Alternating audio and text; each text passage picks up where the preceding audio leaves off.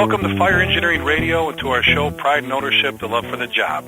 I'm your host, Chief Rick Lasky. I mentioned something last time. We talked about fire engineering doing some pretty cool stuff. If you haven't had a chance to get to their website and check out, that community training page, I mean, it's absolutely incredible, man. I labeled it before. It's like MySpace for firefighters. I think they're up to 700-something people. Some of the forums, some of the groups, some of the discussions have been incredible. It's addictive, man. I can see why my daughter's into this stuff with the computers and everything. It is. Some of the conversations going on there are awesome. They really are. So if you haven't had a chance, it's free. Get on there. Join. If you got a group you want to create or a forum you want to get going, I'm telling you, this is the hottest thing in the fire service right now. And I had to thank my buddy, my brother, Kenny Gabriel, the chief out in Coeur d'Alene. I mentioned to some of you that I was out there doing a program, John Salk and I, not too long ago, and he came through for me.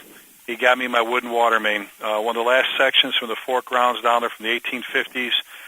So one of the guys is helping me fix it up here, but I got my section of wooden water main with a plug in it even, so the whole fire plug thing. So, and it's just cool. It is really cool. Mentioned before Coppell, the Coppell, Texas Fire Department just south of us here.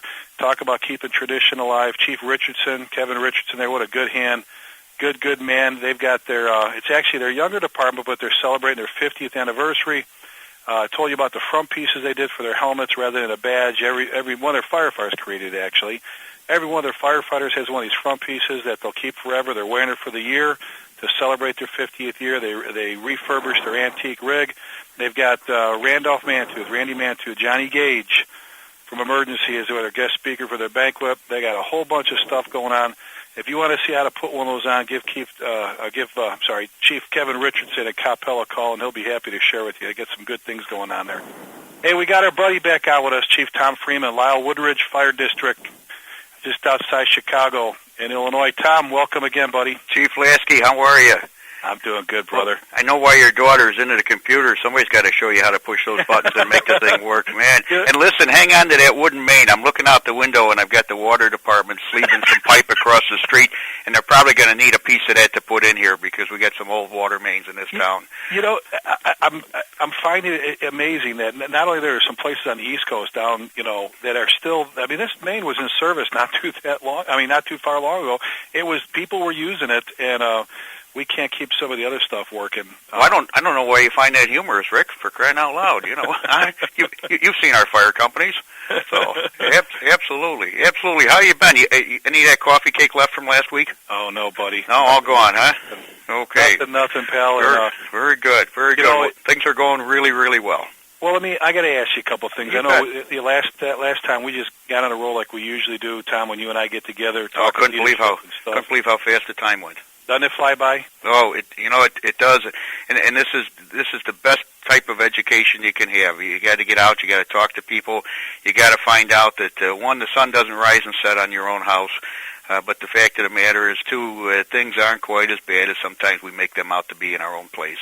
And you talk, you find out that this is a huge department. And I'll tell you one thing you do find out, Rick, is you find out that you and I, pal, 10 years ago, we were a whole lot smarter than we are today. Oh, God. Yeah. And that's one thing. Leo Stapleton, the fire god there, one of his chapters, I think, in 30 Years in the Line was I ever that smart? Something along those lines. When he was lieutenant, when that young firefighter walked in the door, he had all the answers. We were very smart.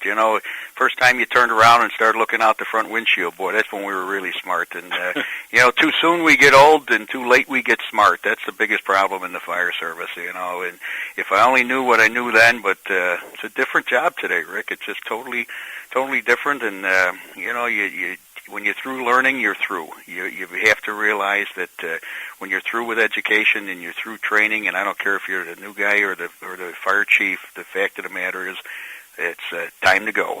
Time to go. Well, and Tom, you mentioned something last time. I always, like I tell you, when I used to have the honor of teaching with you at FSI there at the University of Illinois, about how you'd end up asking me, so Rick, what do you got? And I'm like, can you go back over, number 10 again? Yeah, I did some more notes like that again, just like the good old days. You talked about, shut up, listen up, clean up, and step up. And one of the other things that I think you just touched on a little bit was, never ever being satisfied. No, you can't be. This is a business where it's not the job it's not our father's fire service anymore, Rick, and it's not the job where, here's your coat, here's your helmet, there's the back step, what's your hurry, and make sure that the hand pump on the back step is only 3/4 full, and check to make sure there's not a brick in the bottom of it before you lug it up to the 4th floor. It's a different job.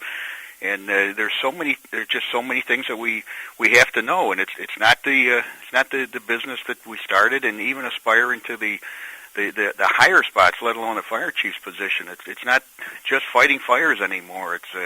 It's budgets, it's reports, it's political acumen, dealing with the legislators, it's customer service, it's risk management. There's so many aspects of this job that. When you and I came on just to fight fires and crawl down hallways, and it just isn't the case anymore. Well, and it isn't. You're right, and actually it can't be anymore. And a lot of our young firefighters don't understand that we're going to touch on it later. Is that there's a whole other side to things, and as much as you and I know I can speak for you, we love going. I mean, when you got a good job, there's nothing better. And you bet. Watching your troops go to work and everything. It's just the pride, the absolute pride of being able to stand there, and it's like an orchestra, and you don't even have to raise your hand, and the people know their job. They're true journeyman firefighters. You can stand back, and and a real measure of success, Rick, is if you show up or don't show up, and the same outcome. But to be able to stand there and say, boy, this is one class act, and that's a phrase we like to use here a lot, and you watch them, and you just say, second to none. These troops are tremendous, and they are. They do a wonderful job. Fortunately, let's be up front. We're not going out the door as much as we used to, and that's a good thing. The bad thing is we still have a totally unacceptable number of incidents that involve fatalities to our folk. We just lost a deputy chief in Lewistown in Illinois, a line of duty death, and the fact of the matter is we have to address that. We're down in excess of 30% on incidents, yet we are still having 100 line of duty deaths, and it's a different business, and we at times are our own worst enemy, and we continue to be. And we do. We've got to step up, and as part of that, shut up, listen up, clean up, and then everybody's job to step up is acknowledge the fact. Chief Bobby Halton, our boss, our editor-in-chief for fire engineering, and guys, he's leading more people in different directions with some great stuff for the fire service. He just wrote an editorial about, are we getting better? And he points out we have gotten better, but at the same time, what are we going to do to address some? I mean, some of the things that are still going on shouldn't be going on. And you and I, and you and I were talking before. I wanted to mention another good, what a good guy, good firefighter, good fire chief, Paul Segala. Did some great work in Downers Grove, and then with the Illinois Fire Service Institute. Where's Paul at now, Tom? Paul is the chief out in West Covina, California. He was recruited out there to be the fire chief, and he started back in January, and he's loving it. I don't understand why he left the Midwest, where we had our worst winter in 30 years, and he went to California. So I'm not quite sure. They obviously didn't give him a psychological profile when he came out there, but he's doing great, and he's doing many of the same progressive things that he did here in Illinois, and it's California's gain and Illinois' loss. But that's the fire service, Rick. We've got mobility, and that's good when you have executive officers and you have professionals. They're going to aspire to new challenges and new locales, and good for them. Good for them, and good for the people that they're going to serve for and with. Exactly, and to jump right on top of what you just said, exactly what you said about Paul is, I'm excited. I'm sad to see him move out that way and away from what he was doing in Illinois for the folks there. But I am excited if the men and women from that department pick up on this at all. If I had any bit of I don't give advice or whatever, but you know what? If Paul's the kind of guy, and that's why I think we all run in this circle with friends and brothers together. That if you love the job just a little bit, you're gold with him. If you don't, you're going to have your work cut out for you. All he expects is for you to show up, do your job, have some pride, take some ownership. Even if you're only halfway there, he's the kind of guy that will get you the rest of the way. He's into the job, he's into the traditions, he's progressive. They got a good boss out there. But everything you named, Rick, is what ought to be the case in every single person that's doing this calling. And the step up of the 4 ups that we've talked about before, and I'm glad you like that. I hope you wrote that on your bathroom mirror, and maybe took some of them other things off that you got on there. But at any rate, that's another story for another time. Ready to step up, a fellow by the name of Jim Strew. Well, Jim Strew, I'm very fortunate, right next door in Lombard. Good street boss, good worker, and he has stepped up in the state training academy, the Illinois Fire Service Institute, and he's replacing Paul Segalis. So if we're doing our job and we're mentoring and we're developing the future leaders, there are those folk that are going to be ready to step up. But all those characteristics that you just named, Rick, to me, it's not acceptable anymore to say, I'm willing to give 110%, I'm willing to give 150%. You ought to be willing to give 450%. That's what I want to hear. I want to hear somebody that's going to give 450%, not, I'll give it that extra effort. This is a job that demands that type of commitment.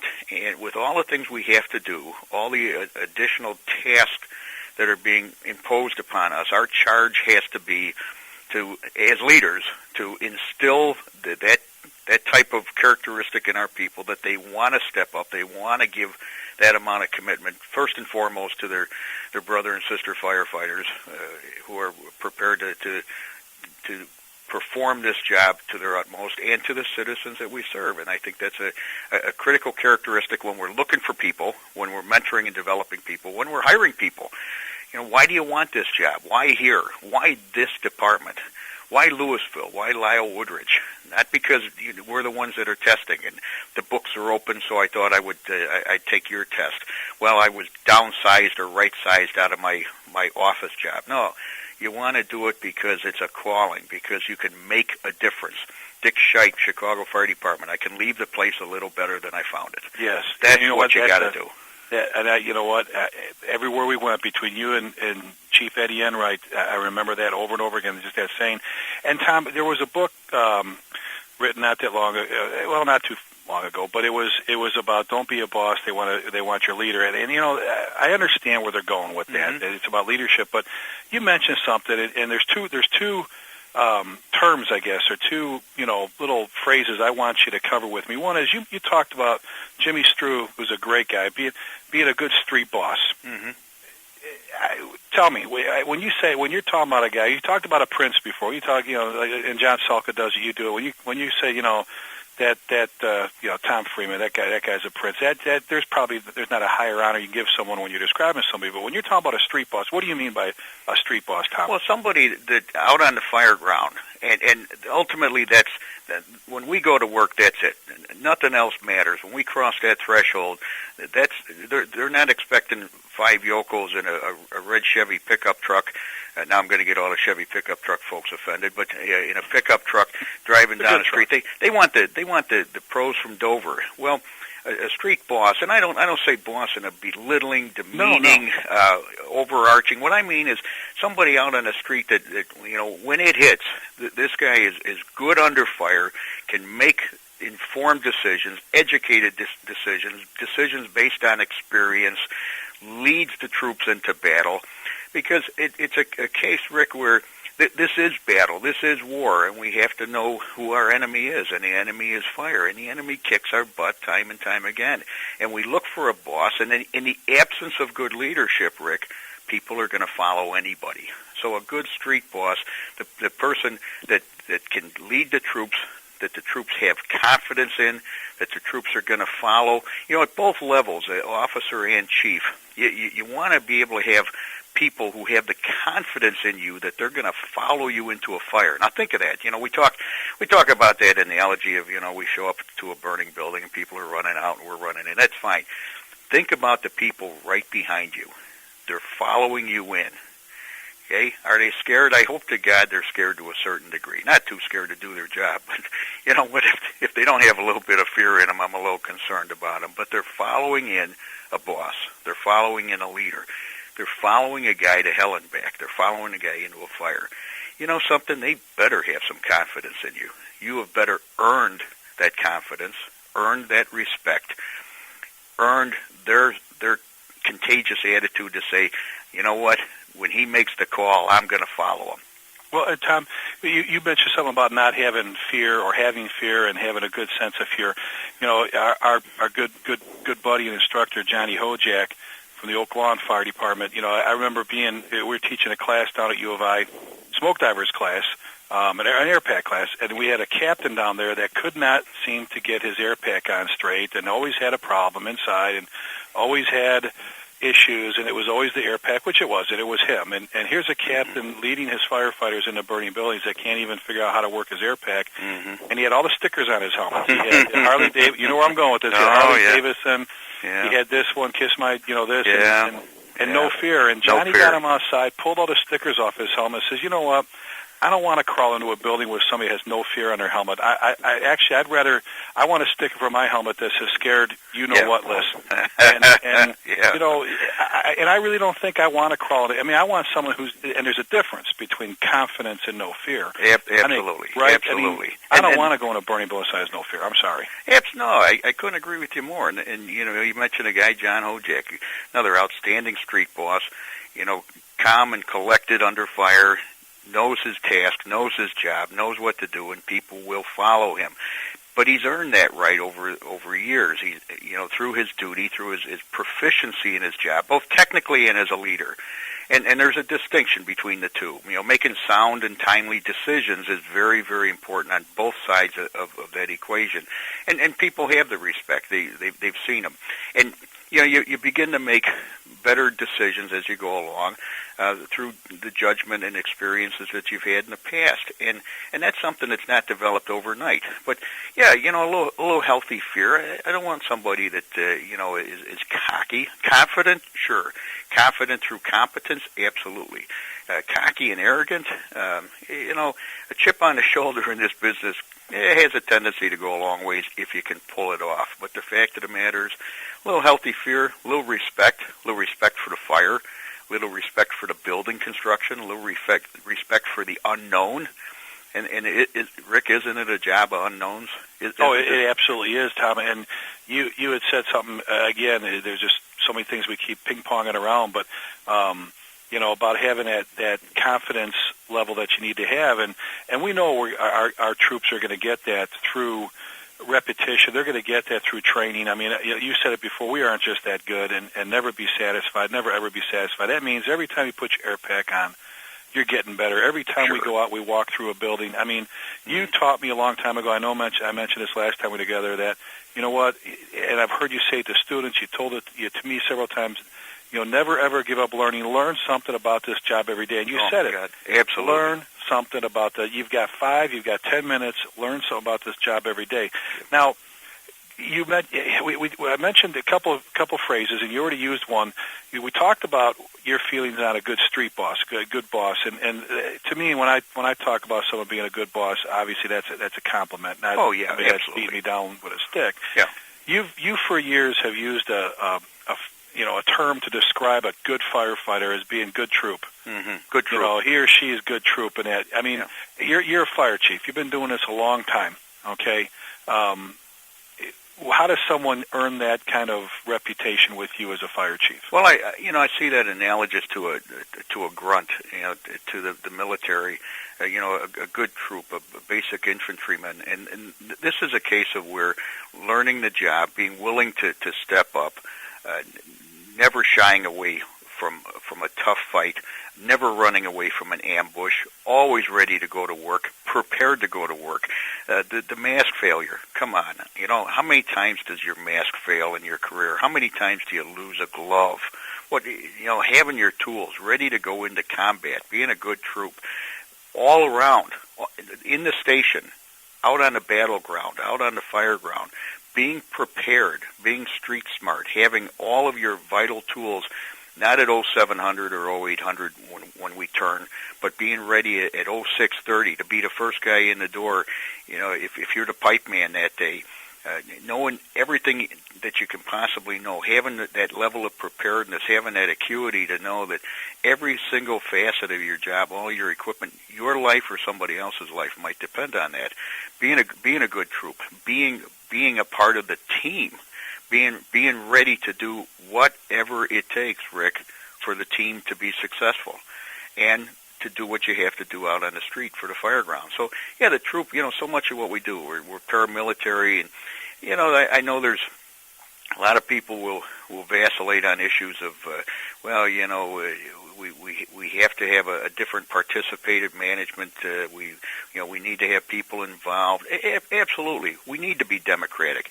2:00 in the morning, we're going to be autocratic. At 2:00 in the morning, if I want an opinion, I'll give it to you. At 2:00 in the morning, here's what we got to do.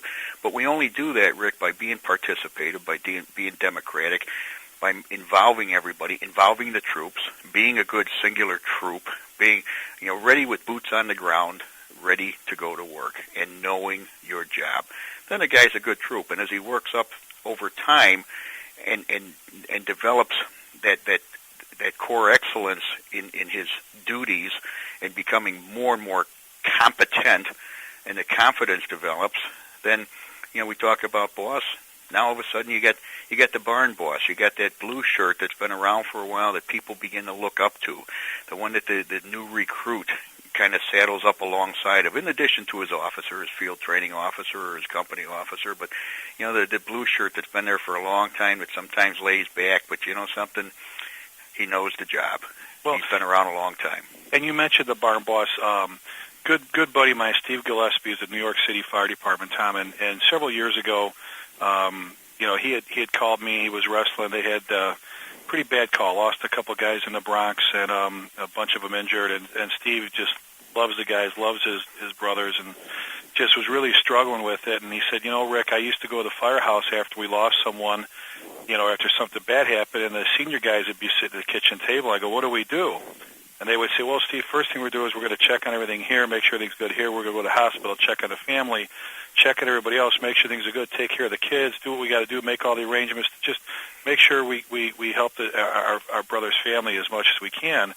And he says, great. He goes, I showed up at the firehouse, last night, and had all these young firefighters looking at me going, what do we do? Mm-hmm. And I wasn't quite sure. I said, and he says, I told him, I said, well, first thing we're going to do is take care of things around here, then we're going to go to the hospital, we're going to check on the kids, the family. I go, Stevie, do you see what just happened here, buddy? The baton got passed, buddy. You bet. And, Rick, I will offer you that happens every step of the way.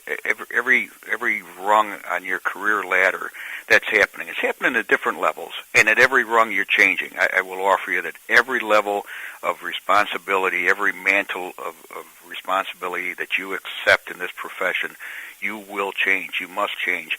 But everything that you're talking about is an ability to influence others. Rick, in this job, think of the people you've influenced, and not always intentionally. And in fact, I will offer you that probably more of your success is by those that you've unintentionally influenced. But if you can provide purpose to your people, if you can provide direction to your people, and if you can provide motivation to your people, and I will offer you that you're probably doing it unintentionally. And knowing you are. You don't overtly. Half the time I don't know what's going on with it.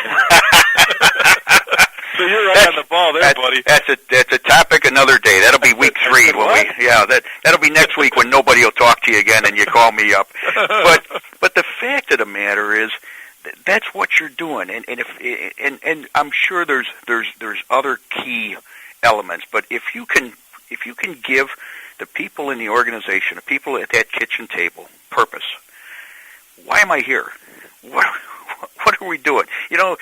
Alice in Wonderland works well in the fire service. Any road will take you there. Well, where are we going? What direction? So purpose, why am I here? What direction are we going in? And motivation. Now, I'm a big believer in motivation to this extent.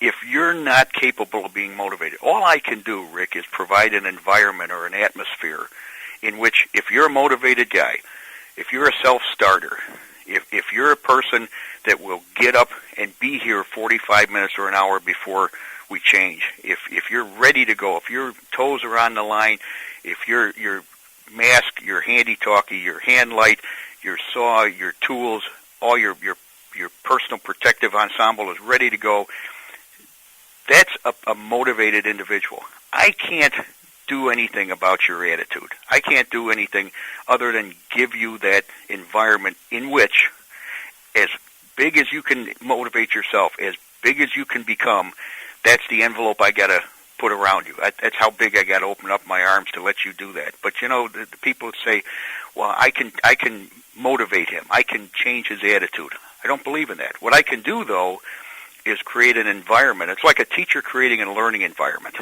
I'll create that environment. You step up. You step into it. You know what? Damn it, you got to want to perform. Well, and Tom, that you led me perfectly into where I wanted to go with part of our show today. Is I'm Buddy, and you get them too. I get bombarded with emails from firefighters that are struggling. They're frustrated. Now, there's definitely, and hopefully we'll have enough time to touch on this today, that there's a side of being the fire chief or being a chief officer that some of our firefighters, some of the troops don't understand. But, time and time again, Tom, and you see it as well as I do, is that you see some bosses, some chiefs out there that are creating the environment you don't want to have. You're talking about an environment that will get these people that become go-to guys like Steve Gillespie. What a great guy, becoming that senior firefighter, taking the baton, taking care of the troops, teaching, mentoring, doing all the things you're supposed to do. And that happens. You're exactly right. It's easy when you've got the environment that's conducive to it, where people feel free to teach and talk and explain and train and be, I'll just say, play firefighter. I don't mean that derogatory. Do what they grew up. But, Tom, why are we, what happens to some of the chiefs? I think a lot of them started out being good folks, but there's just something that happens where, now you're not letting them go to the grocery store. They can't. They got to keep the doors closed. Don't do this. Don't do that. Everything. And I know some of that's fear, but some of the stuff that's going on, really. I want them in the grocery store. But some of this stuff is just nonsense. It's just absolutely freaking ridiculous what you see some of these chiefs doing that are guys. Now, they're not that many. Don't get me wrong. When the spotlight's on the fire chief, you tend to notice them more than the guys. There's obviously a ton more firefighters and officers than there are chiefs. But what do you think gets some of these folks, and again, some of them probably were good guys at one time, to get to a point where they treat their guys like crap, and they don't the things that they're not letting them do, they would have been screaming if someone told them they couldn't do. And I don't mean bad stuff. I mean, see, how come they won't wash? How come they won't wash the car anymore? Well, you wouldn't wash the boss's car when you were a blue shirt. Well, how did it get that way? I mean, give me your spin. I think deep down, Rick, everybody's got a great heart. If you're in this business at all, in spite of are you here for 110% or 450%? God bless you. You're in one of the most noble professions in the world, bar none. Nothing defines the goodness that you do is wanting to help your fellow man. But that said, I can't help but wonder that over time, sure, there's a bit of cynicism that sets in, and we're doing so much more than we ever used to do. Nothing beats a good fire, but we're not going to fires. That's good. But nothing, we've always said nothing beats a good fire for morale. You're down in the dumps, and all of a sudden we get a good job, and everybody's happy. But the fact of the matter is, we're doing so many more things. There's so much on our plates that are the chiefs as they go up, and it doesn't matter what size organization. Large city. No. Urban, suburban. The fact of the matter is that the higher you go, and the demands and the task remove you. It takes you away. How do you not get to that point, Tom? How do you? You gotta remember that the floor crosses both ways. Get over into the kitchen, have a cup of coffee. There you go. This morning, as every morning, I sit at the coffee table. I have my cup. I read the paper. I'm there. I'm listening. I'm not there to make a statement. I'm not there to be on a bandwagon. I'm there because I've always been in the kitchen. That's how you start your day. I came back, where was I? Had a job in the colony, a town to the east of us. They'd make good stop, extended stay, sprinkler, never fused, never went off, good fire, third floor, top side, they kept it from extending into the attic. Good job by the troops in the colony, Texas here. On my way back, I called Station 2 to talk to them because the dive team was going to go dive for a missing kid. And the captain or actually the driver, you say, Chief, you come by, we're going to put a fresh pot of coffee on. You know, when they talk about fresh pot of coffee or cup, either they want to talk because there's an issue or they just want to visit. Tom, I was there 3 hours. I had one of the best days I've had in a long time with the crew at Station 2, just talking and visiting. Absolutely. And we got on the subject of tactics and the new station coming on board and this guy and the rig and stuff. It's just family, and I needed that. Look at what we're doing right now.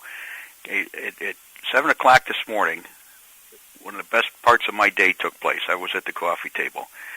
Right now, talking to a great dear friend, a fellow chief, about the job. But in between that, Rick, we've got a desk full of issues. And, you know, this isn't a woe is me, but we have issues. We've got things that are going on.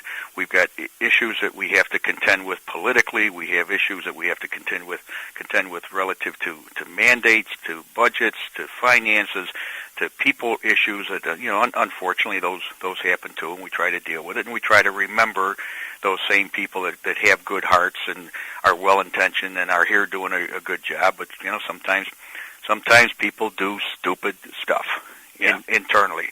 The people externally that do stupid stuff, you know, that's job security. That's why we'll always be around. But, you know, we have to remember that they are our greatest asset. And, you know, how do things go bad for some of the chiefs? Maybe that's what we forget. Maybe we forget to be tremendous advocates of training. Rick, maybe we forget to recognize people. And who's making us look good, right? Well, who's making you look? Lyle Woodrich. Absolutely. Is it Chief Tom Freeman or is it the troops? Oh, it's the troops. It's the troops. And I knew that answer. I mean, my God. Oh, geez. You know, it's back to the fire, standing there, you know, in the middle of the street. My God, you know, I didn't open a roof, I didn't break a window, I didn't stretch a line. And I've sat with you. I've stood next to you on the front lawn. I've sat with you in the buggy, and I've watched you just beaming while your guys are doing a job there. And if there's anybody on Lyle Wooders who doesn't know how much your fire chief appreciates you, you've been somewhere in a corner not recognizing what's going on. But it's great. But Tom, it's great. I mentioned this just today. We were doing interviews for firefighters. We're hiring a few, and I told him, I said, you know, it's not always about sitting at the fire. You mentioned earlier there's more that what we do than just that. As much as I love that part of the job, it's challenging. I talk about Jamie. We're standing at the shopping mall here, and an Engine 5 Medic 5 are in there taking care of a little old lady that fell and broke her hip. We happen to be there shopping, and she's got tears in her eyes. And I'm like, you know, I thought, okay, she feels bad for the little old lady. And she goes, I'm just absolutely amazed at your guys, the care. They treated that little old lady like that was their grandma. Mm-hmm. She goes, she got emotionally caught up in the moment watching the troops take care of this little old lady. And there again, there's one of those moments we weren't breaking glass, punching a hole in the roof, pulling ceiling, spraying water, or leading out on anything. They were taking care of someone's grandma, you know. And oh my God, it's just. And once we cross that benchmark of understanding, Rick, that this is a job about the people that we're sworn to serve and protect. This is a job about when you raised your hand and you said you're going to be brave. You took an oath to be brave. You took an oath to do the job. You took an oath that, you know, you may give the ultimate sacrifice, God forbid, but that's a fact about it. But we've got to remember the people on the other side of the overhead door. Yes, us first. Amongst us in our circles, hey, us first. Hey, I stole one of your phrases right off your webpage. You bold print. You said, "We exist," and Tom Freeman. Go ahead. We exist to help people. There you go. We exist to help people. Why are we here? We exist to help people. But we forget that. Yeah, we forget why we're. You know, John talks about this in the Bronx. He says, you know, what you rarely hear in his firehouse or in the 18th Battalion there when it's supper time. They got a big steak and all this stuff going. When the bells go off, when they crack the speaker, you rarely, if ever, hear them say, "Oh, crap! Oh, yeah. You know what?" He says, "You know why? They don't pay us to come here and eat steak dinners and make food and watch ESPN." He goes, "They pay us to go on calls, and some of those are bull." Yeah. But that's what they pay us to do. That's exactly go right. On calls. And you know, Jamie, with the tear in her eye, the fact of the matter is that we need to understand that this is a hearts and minds campaign. You know, we need to be in the hearts and minds of the people we serve. We got to be in the forefront. We have to be out in front of them. We have to, you know what we got to do, Rick? We got to look for ways to say yes. What can we do? And there's a lot of people, and you and I have had this conversation, there's a lot of people that say, oh, this customer service stuff, you got to be kidding me. But you know something? It's a hearts and minds campaign. We've got to be out there with our services, our capabilities, and our abilities, and our people that are here 24 hours, and we've got to gain quick attention. We've got to be in front of people, not just when we want them, not just when they need something. Or when they're in trouble. Or when they're in trouble. Oh, sure, you know, that's why the cards that go out say, oh, you know, the firemen are great, and, you know, and we rate better than the police department. And you know what? Fine. What they write on a postcard after we take care of them, the fact of the matter is it's that constant image, that constant in front of people, what do you need, how can we help you? And when you find out, nothing better than finding out that your folks did something, you know, just beyond the ordinary, and you get a phone call, you get a card, you get a letter. You know, they raked up somebody's leaves, they finished cutting somebody's hair, they mopped the floor, they cooked dinner, they cleaned up for an ambulance call they were on, an invalid assist, a cardiac, whatever, and you say, boy, that's great, but you also have to say, but isn't that why we're here? Well, and you mentioned it's kind of funny, cutting somebody else's hair. I had a guy that worked with me in Bedford Park who was a barber, and actually the guy that went down was the barber, and he ended up fixing as goofy as that sounds. But we've been doing that. If people are willing to look at the history books, Tom, and the fire service history books, we've been doing that stuff long before we had paid firefighters, long before horses were in the fire service. We were taking care of families. But it gets back again to how much that chief supports it. You know, you said as a chief, you got to be connected. What do you say to that young firefighter who's just struggling, or that company officer who's, you know what, let's just call it this way, and you know, without mentioning names, we've been around them. When you're working for a bad boss, how do you cope? What advice would you give to that young firefighter, to that company officer, that, you know, let's play it that way. They've got that bad boss that doesn't care, that doesn't, you know what I'm saying, is polishing their golf clubs instead of, you know, what well, I'd like to led down the road and name somebody, didn't I? Yeah. Hey, oh boy, that was close. Yeah. What would you say to that young firefighter, that company officer? First, we got to remind everybody I never swung a club in my life. So, I'd like to. The first thing I'd like to say is that's why physical fitness is so important, because you gotta stay healthy and outlive the so and so. But the fact of the matter is, everybody has to realize that they're empowered.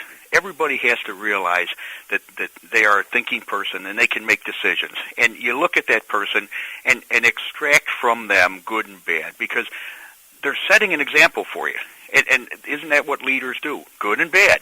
But isn't he setting an example? And you got to make sure that young lad understands that, you know something, you got to be a thinking person, and you got to be able to differentiate good examples from bad examples. You got to be able to, the guy that gets out of the cab and doesn't have his mask on, has the mask failure, dropped the glove, isn't prepared, goes through a metamorphosis, and the voice goes up 3 octaves on a fire, and you say, my God, is this the person that I want to follow?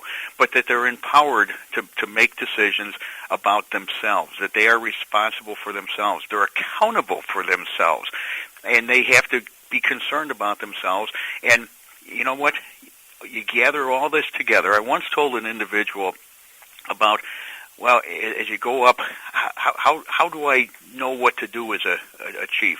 And he was working for a guy that wasn't necessarily a good chief at the time. And I said, watch that guy, and everything he does, write it down and do just the opposite, and you're going to be successful. And the sad part about that, Tom, is everybody in the free world that I've ever spoke to knows that you're talking about you giving me that advice. You told me I just went through boot camp for fire chief, and you were so right. And when I'm faced with a tough decision, I go, what would he do? And I do the opposite. So far, pal, it works every time. Do the opposite. But we're a conglomerate, an aggregate of people that we work for. So the young lad that's there, just make sure he understands that, you know what, you got to think. You know, this isn't an all brawn and no brain. Oh yeah, you know, you're going to be given orders, and you have to follow orders. And when people don't follow orders, people get hurt or die, unless the order compromises the individual's safety. But they have to understand that, you know what, you're going to be here for 20 or 30 years, God willing. make informed decisions, gather that information, look at people, understand people, and you know what? Ask them. Ask them, Lou, how come you're doing your golf clubs instead of maybe we could have a 20-minute tailboard drill? And granted, golfing's not a bad thing. I mean, I call it gardening because I spend more time in fixing grass or the bushes. But hell of a way to ruin a nice walk. I mean, whether it's golfing, Tom, or reading, doing something that has disassociated from you the job. You're right. I mean, it doesn't have to be just golfing. I mean, I take the golf club and turn it into anything you want. Just take it out of the fire service. I think that's the point. But encouraging that firefighter, encouraging everybody to challenge the people that are next in line. Challenge that officer, and I don't mean a disrespectful or insubordinate way, but there's nothing wrong with that because nip at the heels of the people in front of you. Teach me. Tell me what's going on, and being that training advocate all the way up and down the ranks. Because a good officer, a good lieutenant, a good captain, a good truck boss is going to know just what that kid is up to, and he's going to realize that, and he's going to take him under his wing, and he's going to put the golf clubs down, hopefully, and he's going to say, okay, you know what? Let's take the saw out. Let's talk about how long that'll run under a full tank, under a full load. Let's go over the equipment.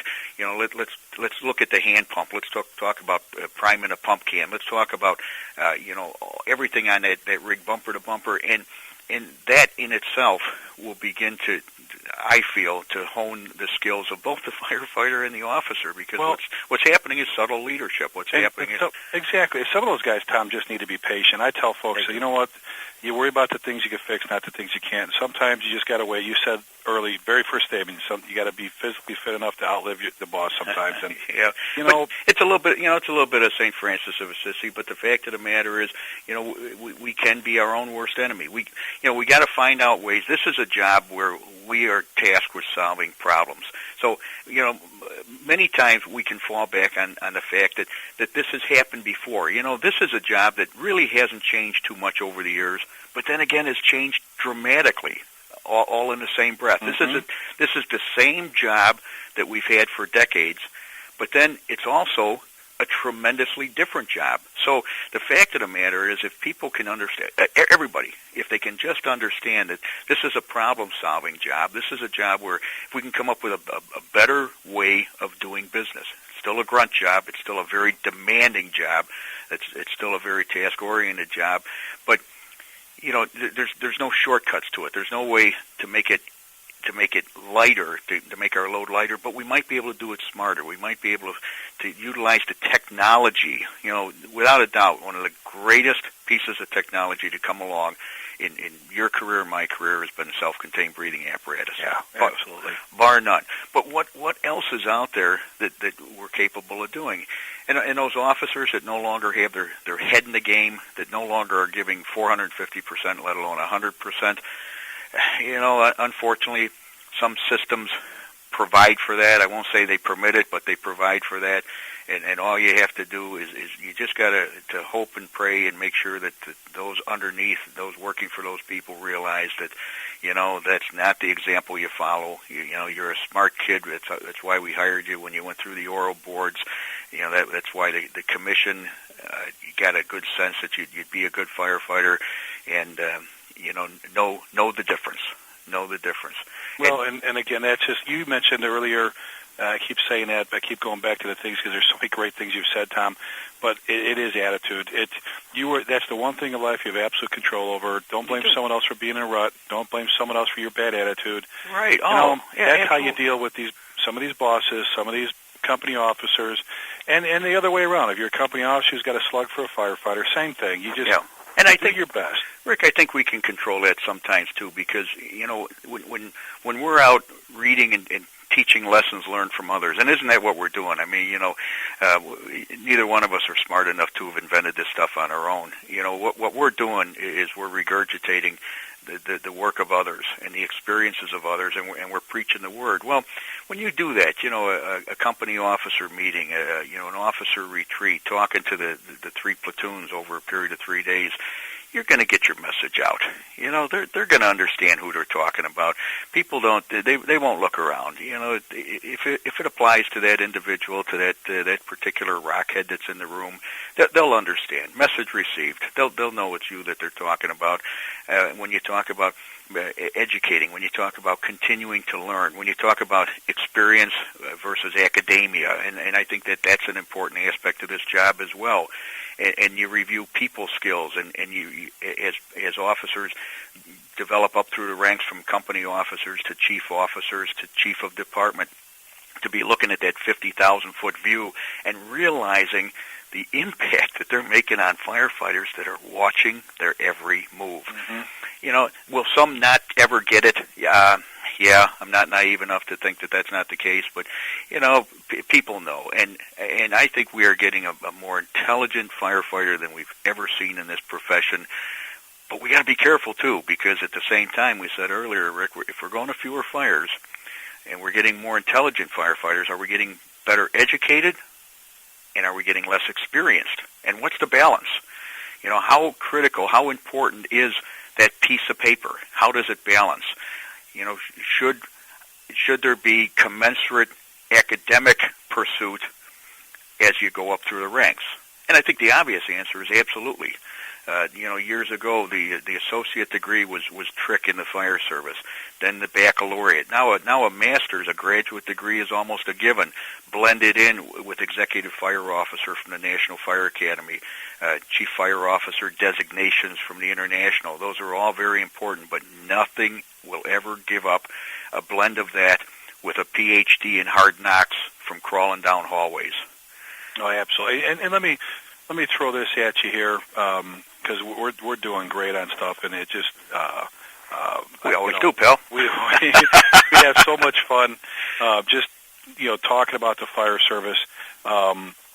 We've hit on everything, and a lot of it again centers around attitude, but some of the good things, some of the bad things, but how to deal with that, and hopefully people are picking up on a lot of different. You've got to. There's times, Tom, my hat's off to you. You have this way about you where you can be very blunt and very honest and very to the point with your message. And then there's a lot of these things that, and maybe it's just me being half Polish, half Italian, that it takes a while to sink in, but there's times that in between that you have these very covert ways of getting your point across. And I'm hoping everybody that's listening to today and to the last show have picked up on some of those little things that are not so little, like Chief Freeman said earlier. But, hey, as we look to close things out here, let's do three quick things, and if we can do them in just a couple minutes. Advice to a chief officer that may be struggling or having some morale issues, or that. What would you say to a chief to not that we're the know-it-alls by no means, but what would you say? Hey, look, if you're asking me for my advice, brother to brother, chief here, to help you get through times, this is what you need to do to be a good boss. Remember your people. Remember where you came from. What if it were you? We can go a long ways in this business, Rick, with the golden rule. Treat people like you want to be treated. This is a great job. It's a home. It's not a house. It's not a station. It's a home. It's a family. And sometimes you got to close the door and we got to have a little family meeting at the kitchen table. But something, we're still people. We got our frailties. We make our mistakes. I'm not perfect. Here with the Easter holidays, the last guy was perfect. They nailed to a cross. The fact of the matter is, treat people like you want to be treated. There's no reason to belittle people. There's no reason to scream and yell at people. There's no reason to take people's legs off from under them for no good reason.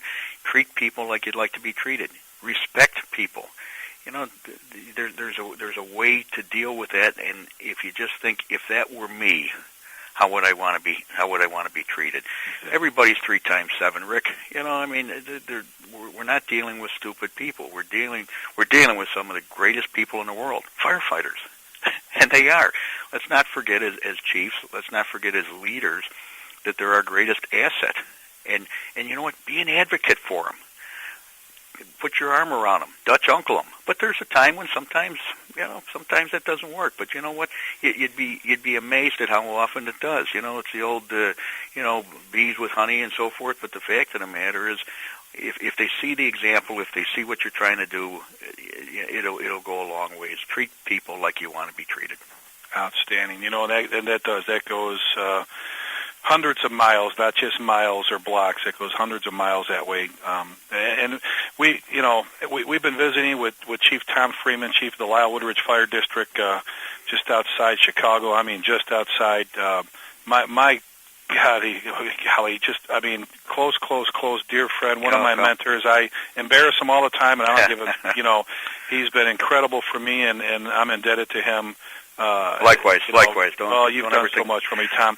And before we finish up here, if folks, again, I know I mentioned last time, just in case they want to get a hold of you, pick your brain, maybe email, and again, your department's website. Oh, sure. I'd be honored. I tell you, Rick, it's a privilege. I won't let you get off with those kind of comments without a little mutual admiration society. But the fact of the matter is, what we've been talking about for an hour is what the fire service is built upon, and that's sharing.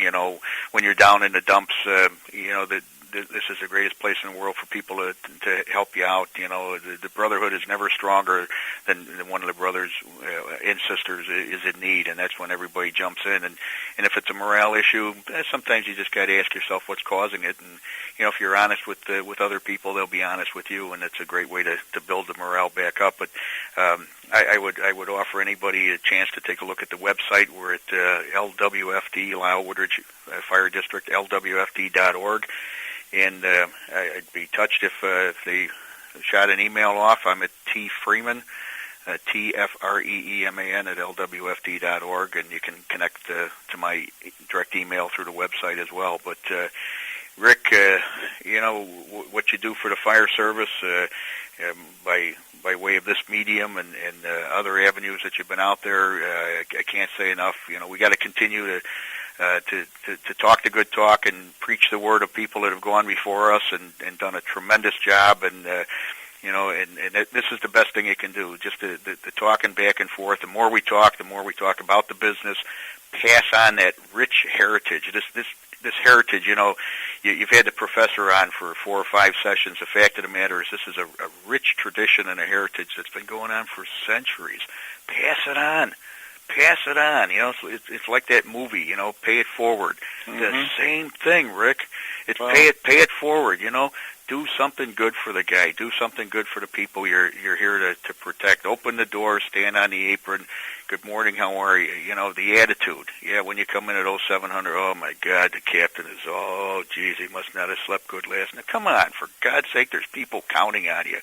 The chief has a bag on today. The chief's upset about something. Hey, you know what? Boy, there's a lot more of them, Rick, than there are of us. And,